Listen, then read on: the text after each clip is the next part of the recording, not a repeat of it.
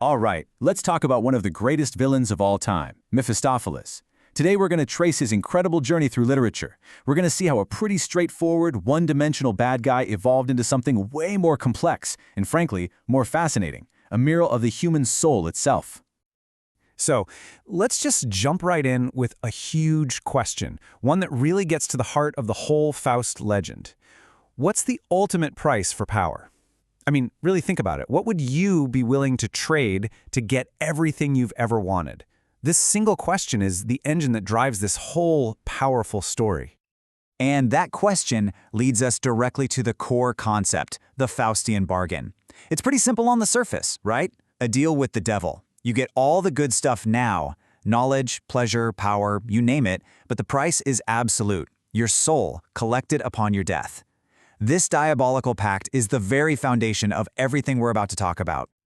You know, what's really cool is how you can think about this ancient idea in totally modern terms. This analogy nails it. It's like a super dangerous, high-interest loan. You get instant wealth, instant gratification, but you have to guarantee something way, way more valuable down the line, your soul. That tension is something we can all understand for sure. Okay, so to really appreciate how deep and complex this character gets, we have to go back, like way back, to the beginning. Let's take a trip to the 16th century and meet the original Mephistopheles, and you'll see he was a lot more straightforward back then. So his first ever appearance is in this German book, the Faustbuch. And look, this thing was not a deep psychological drama. Not at all. It was a morality tale, plain and simple, designed to send a very, very clear message. And the Mephistopheles in this version, he was the perfect tool for that message. A totally one-dimensional villain, sinister, cunning, and absolutely unambiguously evil. His job wasn't to make you think about the complexities of human nature. Nope, he was just a big, flashing warning sign. So the really important thing to remember here is that there was zero gray area. None. This Mephistopheles was an outside threat, a force of corruption coming for you. He had one motivation, and one motivation only. Get Faust's soul and drag it to damnation. End of story. All right, now let's jump forward a couple hundred years, because this is where things get really interesting. A writer, the legendary Johann Wolfgang von Goethe, gets his hands on this story. And he doesn't just, polish it up a bit. He completely revolutionizes the character. And here's the genius move. Goethe shifts the entire conflict. Suddenly the battle isn't about a guy fighting some demon from the outside. No, the whole war moves inside. It becomes a psychological struggle, happening right inside Faust's own mind. This was a massive change in how stories were told. In Goethe's hands, Mephistopheles gets layers. So many layers. Yeah, he's still the devilish tempter. That part's still there. But now he's also this incredibly sharp, witty cynic who challenges everything we think of as good and virtuous.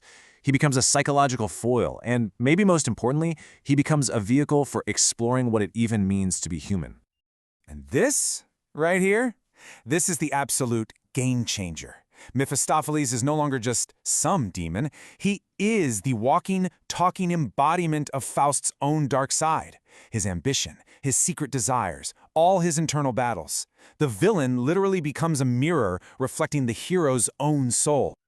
And you can imagine, this completely changes everything. The impact is huge. By making the tempter a reflection of the hero, Goethe just flips the whole moral and philosophical table.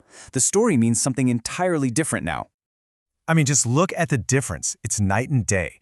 The story stops being about, oh no, watch out for that demon over there. It becomes a story about confronting the demon that's already inside you.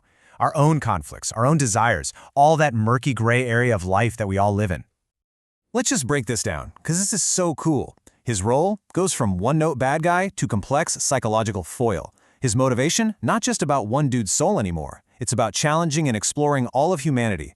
And his function? From a symbol of evil out there to a mirror for the dilemmas in here. It's a total 180-degree transformation. So by doing this, by making Mephistopheles a psychological mirror, Goethe did something incredible. He didn't just make the character more interesting, he made him universal. This new, complex version can pop up in any culture, anywhere in the world, because that internal struggle he represents, that's just part of being human. Take Polish folklore, for example. You've got this character, Pan Twardowski. He's a scholar who makes a deal with the devil. Sound familiar? But the story gets woven in with all these local traditions, and it's often about him trying to find clever little loopholes to outsmart the devil. It's a great twist. Then you jump all the way to modern American comics, and what do you find? Marvel's big-time villain, Mephisto. I mean, the name alone tells you everything. He is a direct descendant, a powerful demon whose whole deal is making these devilish pacts, trading powers for the souls of your favorite heroes. And it doesn't stop there. Over in Japan, in the manga Blue Exorcist, there's a character named Mephistopheles. This just shows how flexible the idea is. He isn't your typical devil. He's this weird, eccentric, morally ambiguous character that totally captures that complex spirit of Goethe's version. So, when you step back and look at it, Mephistopheles has been on one heck of a journey. He started out as this really simple monster in a story meant to scare you straight, and he evolved into this deep, timeless symbol of our own personal, internal struggles. At the end of the day, what Goethe did wasn't just another version of an old story. It was a complete recreation. He took a basic off-the-shelf villain and turned him into this incredibly powerful symbol of our endless struggle with temptation, with right and wrong, and really with who we are. So in the end, Goethe's Mephistopheles isn't just holding a mirror up to Faust. He's holding it up to every single one of us. He reflects our own ambitions, our own hidden desires, the little compromises we all make. Which kind of leaves us with one last big question to chew on. If Mephistopheles is a mirror, what do you see when you look into it?